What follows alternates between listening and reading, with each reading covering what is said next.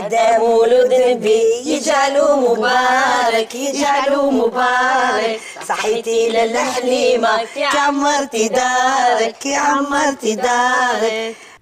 بعادات وتقاليد متوارثة يحتفل الجزائريون بمولد خير الأنام، حيث يواظبون على إحيائه كل سنة ويحرصون على تجمع العائلات في جو من الروحانية استذكارا للرسالة المحمدية والاقتداء بها.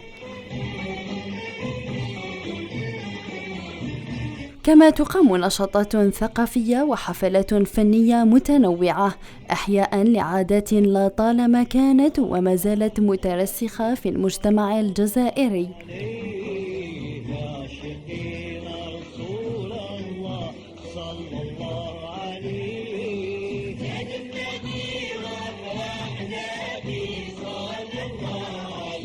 وبهذه المناسبة نظمت بلدية الجزائر الوسطى بالتنسيق مع الجمعية الوطنية للأيادي الحرفية بمسرح الجزائر الوسطى حفل فني أقيمت فيه عروض فنية مختلفة كان الهدف منها الترويج للموروث الجزائري الثقافي.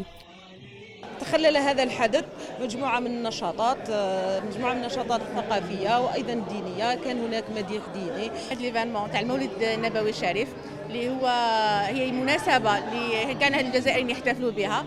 ما كانش مناسبة أعظم من هذه المناسبة أن نوصلوا التراث تاعنا، كيفاش نحتفلوا بالمولد النبوي الشريف، كيفاش نوصلوا ونعلموا أولادنا سيرة الرسول عليه الصلاة والسلام أولا قبل كل شيء، ومن بعد باش نولوا للتراث الجزائري.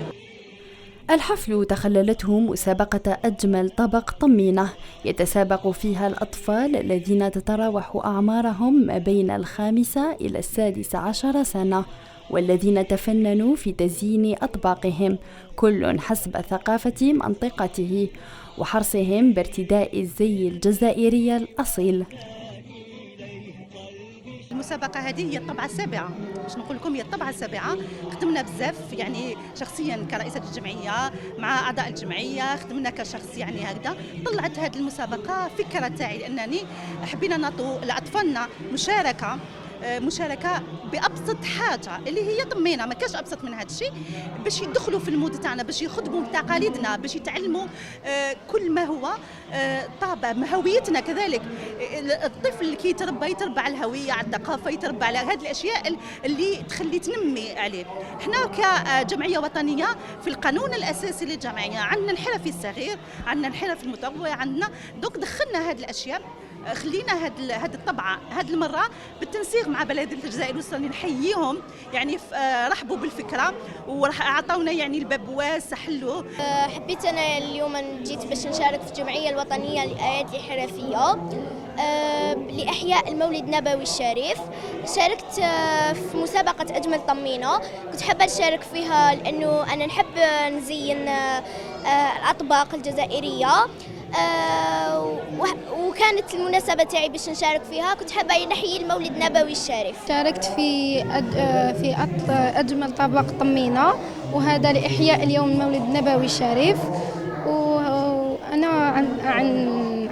عن نفسي نشارك به لباس تقليدي باش نقدم لباس تقليدي ديالنا، ودائما الأطباق الجزائرية التقليدية كما تختوخة الرشدة، وشوية محارق هكا الموفمون يعني كما نقولوا البهجة، رسم البهجة تاع المولد النبوي الشريف.